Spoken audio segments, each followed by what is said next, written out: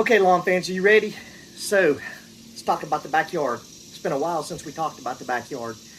And so here's what we got going on. I'm going to give y'all a little background in this. I've done a video on this before, but there are going to be some viewers that haven't seen that. So I'm going to review it a little bit. The backyard, on each side of the house, we have a slope that goes down like this, runs into the backyard, and the backyard gently starts to drop a little bit. And I've got a creek bed that runs to the back of my property here. So the reason why I tell you about that sloping down is because when we moved in here, there had been so much water runoff, it had stripped all of the topsoil off the backyard.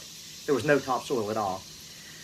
So what I did is I tilled up the backyard. I brought in my first level of sod, or my first layer of sod, Bermuda sod, and I put it down. Had a guy come over, he took a look at the backyard and he said, this is never gonna take back here. If you look over my shoulder, I have a large tree canopy back here. Now, when I laid that sod in, I had contoured in some landscaping. I had a trampoline surrounded by some Indian hawthorns, some azaleas. I did a dry creek bed with some river rock in it, a little fire pit area, mulch. And then on the far side, I had a little dog pen area that our dog stayed at. Well, I say little, but it was a long run for him.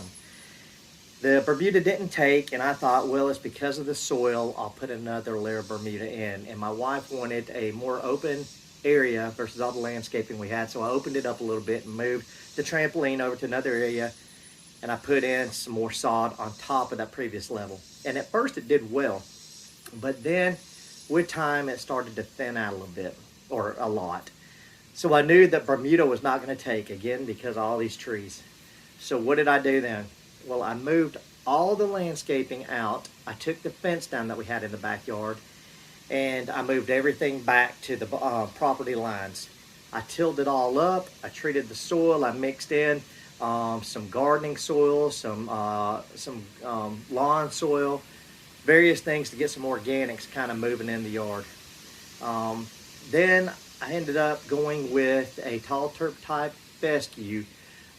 The first blend was from Bermuda. The second was from, I believe, Super Seed Store. And the reason why I had two different ones is because I overseeded.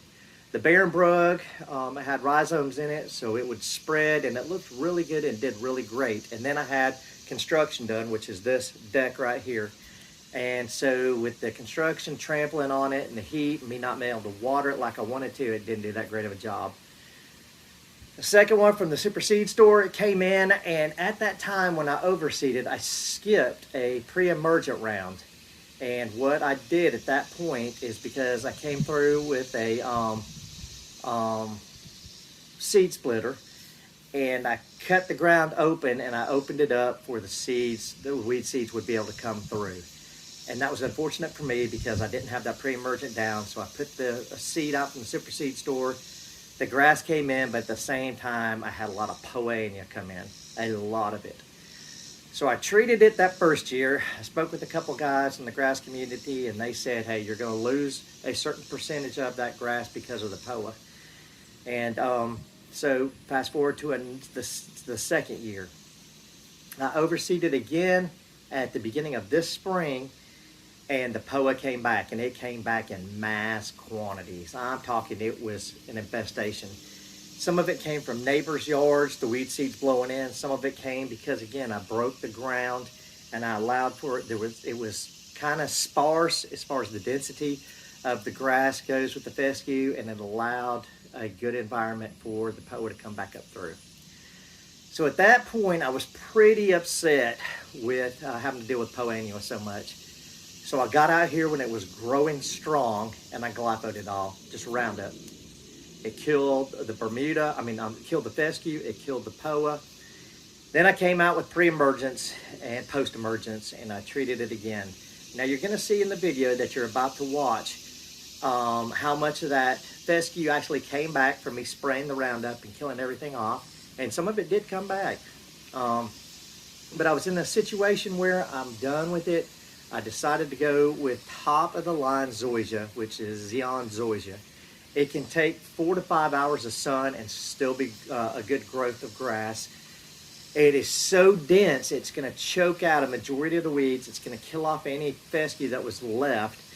But here's my thing, is that I want to emphasize to you guys, is that I don't care what kind of grass is in this backyard. I just want grass in the backyard. I want it to be green and a thick, lush grass. And this zoysia that I'm putting down is going to be my best hope at that.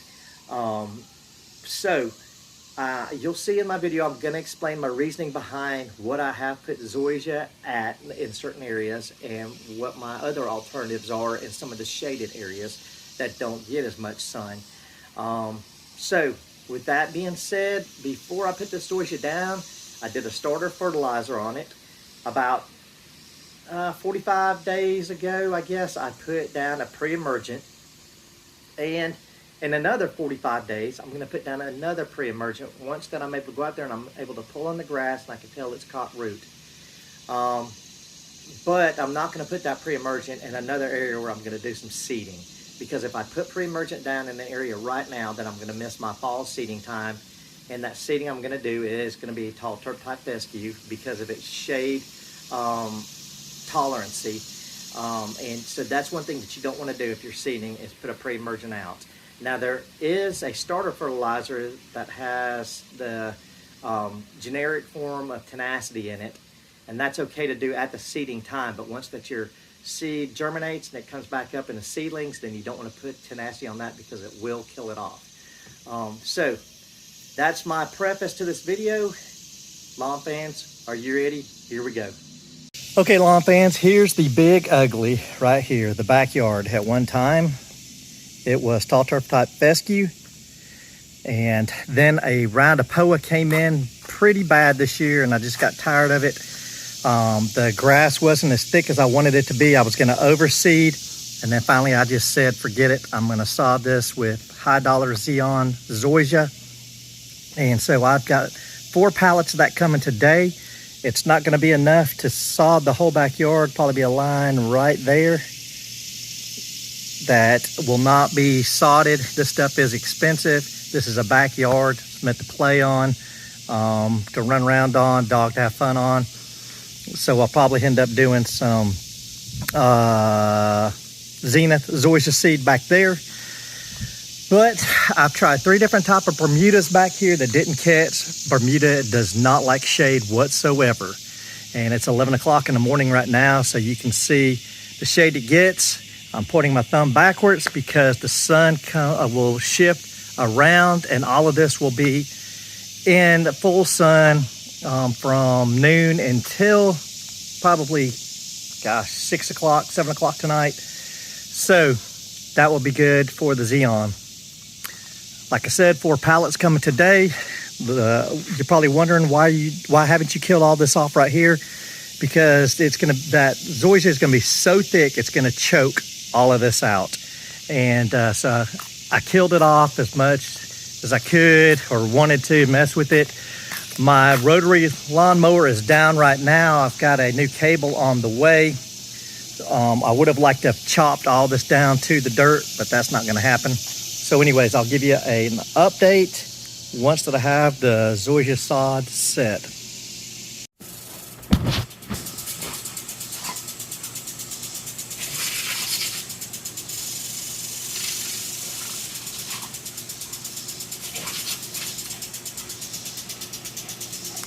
What you doing, pal? What are you doing?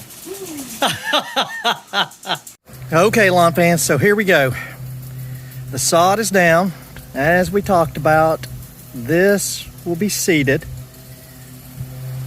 I'm re-landscaping all of this right here, taking up those blocks and putting in something that looks a little bit better as a pathway, because that stays wet there and gets hardly no sun.